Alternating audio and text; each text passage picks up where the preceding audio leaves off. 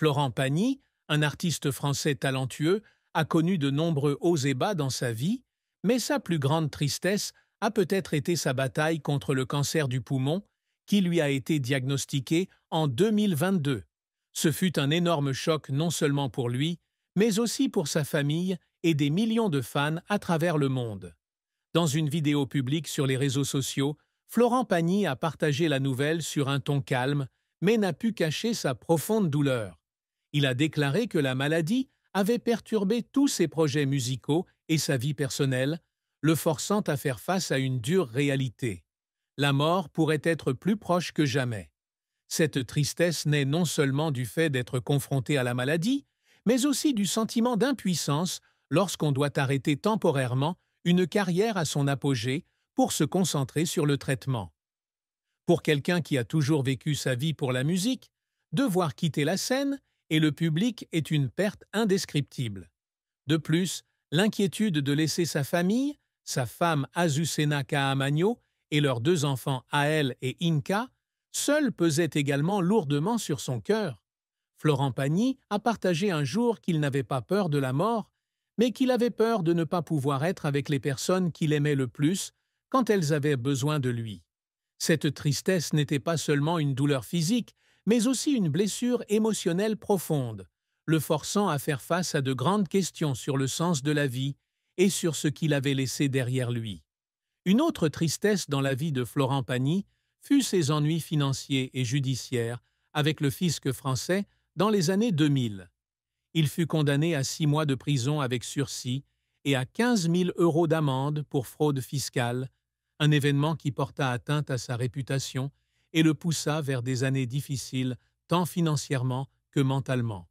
Le fait d'avoir dû quitter la France pour la Patagonie, en Argentine, pour vivre une vie de quasi-reclus, faisait aussi partie de cette tristesse, car il se sentait refoulé par sa terre natale. Ces événements l'ont laissé seul et déçu, même s'il a toujours essayé de garder le moral pour les surmonter. La carrière de Florent Pagny a été un voyage long et coloré, avec des sommets brillants et des creux d'échecs. Né le 6 novembre 1961 à Chalon-sur-Saône, il débute sa carrière artistique non pas comme chanteur, mais comme acteur. Il est apparu dans de nombreux films et émissions de télévision français tels que La Balance, L'As des As et Fort Sagan, où il a démontré son talent d'acteur naturel et charismatique. Mais sa véritable passion est la musique, et c'est en 1987 qu'il fait son entrée sur la scène avec sa première chanson « N'importe quoi ». La chanson n'a pas seulement été un puissant signal d'alarme sur le problème de la drogue, mais est également devenue un phénomène, se classant en tête du top 50 français pendant 8 semaines consécutives. Le succès de N'importe quoi ouvre à Florent Pagny la porte d'entrée dans le monde professionnel de la musique, le transformant d'un jeune acteur en une star de la musique prometteuse. Les années suivantes ont vu une croissance remarquable dans sa carrière. L'album Savoir aimer, 1997, produit par Pascal Obispo, a fait date, lui valant la prestigieuse victoire de la musique en tant qu'artiste masculin de l'année en 1998. La chanson-titre Savoir aimer a touché le cœur de millions de personnes avec sa mélodie pleine d'âme et ses paroles émouvantes. Suite à ce succès, des albums tels que Châtelet-Les Halles, 2000, Ailleurland, 2003 et Baryton, 2004, ont tous été certifiés disques de platine ou de diamant, confirmant la position de Florent Pagny comme l'un des artistes les plus vendus en France. Il se distingue également par sa capacité à chanter en 4 langues, français, anglais, italien et espagnol, une rareté dans la musique française, ce qui lui a permis d'étendre son influence à l'international. De plus, son rôle de coach sur The Voice France depuis 2012 lui a apporté un nouveau public et a prouvé son talent d'animateur, menant des candidats tels que Stéphane Rizon, Slimane Nebchi et Anne Silla à la victoire. Pourtant, la carrière de Florent Pagny n'a pas toujours été de tout repos.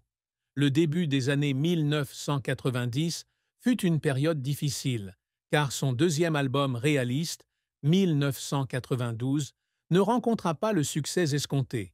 en partie parce qu'il fut ostracisé par la presse à la suite de controverses personnelles, notamment concernant sa relation avec Vanessa Paradis. Cet échec l'a fait tomber en crise.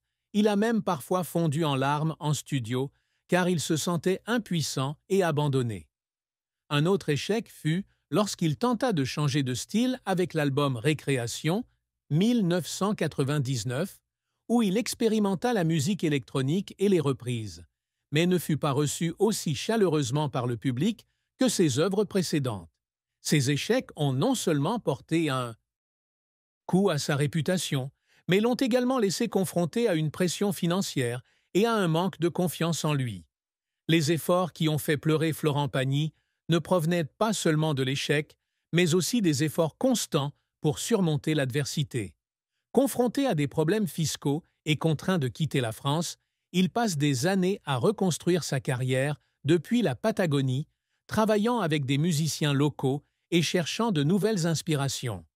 Il a dit un jour qu'il y avait des nuits où il était assis seul dans le studio, les larmes coulant sur son visage, tandis qu'il écoutait des enregistrements inachevés, parce qu'il savait que chaque note était une partie de son âme. Notamment, lorsqu'on lui a diagnostiqué un cancer du poumon, il a persisté à terminer ses dernières performances avant de faire une pause, malgré la douleur physique et l'épuisement. Les larmes, à ce stade, ne sont pas seulement la tristesse, mais aussi la résilience d'une personne qui n'abandonne jamais sa passion. Florent Pagny est un artiste ambitieux, et les réalisations qu'il recherche ne se limitent pas à la célébrité ou aux ventes de disques. L'un de ses plus grands objectifs est de devenir une icône musicale qui transcende les frontières linguistiques et culturelles. Chanter en 4 langues et collaborer avec des musiciens internationaux comme Lucio Dalla, avec une reprise de Caruso, ou Jacques Venerusso, témoigne de cet effort. Il voulait que sa musique ne soit pas seulement destinée au public français, mais qu'elle touche également le cœur des auditeurs du monde entier.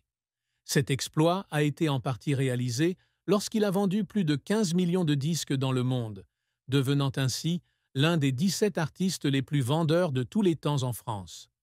Un autre objectif qu'il a toujours recherché était la capacité de se réinventer à chaque étape de sa carrière.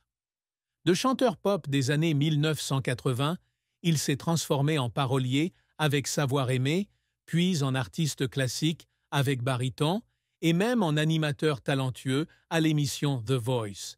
Il ne veut pas être enfermé dans un seul style, et chaque album est une nouvelle expérience pour démontrer la polyvalence et la profondeur de son art.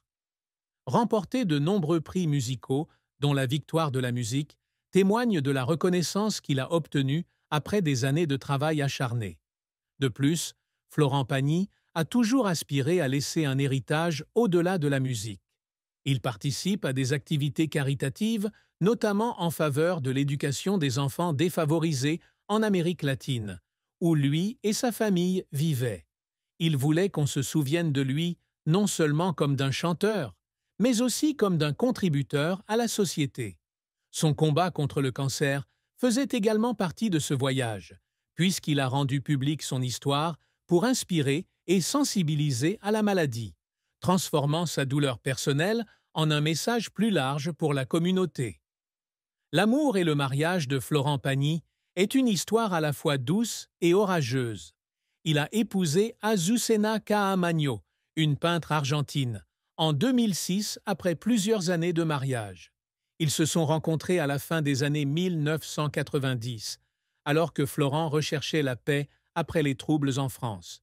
Azucena n'était pas seulement sa partenaire de vie, mais aussi une grande inspiration dans sa vie et sa musique. Le couple a 2 enfants, Inka, née en 1996, et Ael, née en 1999. Ce mariage est considéré comme la fin heureuse de Florent après des histoires d'amour dramatiques précédentes. Il a partagé un jour qu'Azucena lui avait donné de la stabilité et de l'amour inconditionnel, quelque chose qu'il n'avait jamais trouvé chez personne d'autre. Cependant, avant de venir à Azucena, Florent Pagny a eu une histoire d'amour célèbre et controversée avec Vanessa Paradis, une jeune chanteuse française talentueuse. Ils ont commencé à sortir ensemble en 1988, alors que Vanessa avait 15 ans et Florent 26. Cette différence d'âge, associée à la personnalité forte et franche de Florent, a fait de leur relation l'objet de critiques de la presse. La presse l'a continuellement attaqué, le qualifiant de manipulateur et portant atteinte à l'image de Vanessa. Cette histoire d'amour dura jusqu'en 1991 où elle prit fin, laissant Florent dans une profonde tristesse. Il a écrit un jour la chanson « Presse qui roule » pour répondre à la presse, mais au fond de lui, il se sentait blessé car l'amour ne pouvait pas surmonter la pression publique. Cette tristesse ne venait pas seulement de la rupture, mais aussi du fait qu'il se sentait incompris et isolé durant cette période. Dans son mariage avec Azucena, bien que le bonheur soit la chose principale, Florent ne pouvait éviter une petite tristesse. Lorsqu'on lui a diagnostiqué un cancer, la pression sur Azucena et ses enfants était énorme. Il a confié un jour qu'il se sentait coupable de ne pas avoir pu protéger sa famille de la douleur provoquée par sa maladie. Be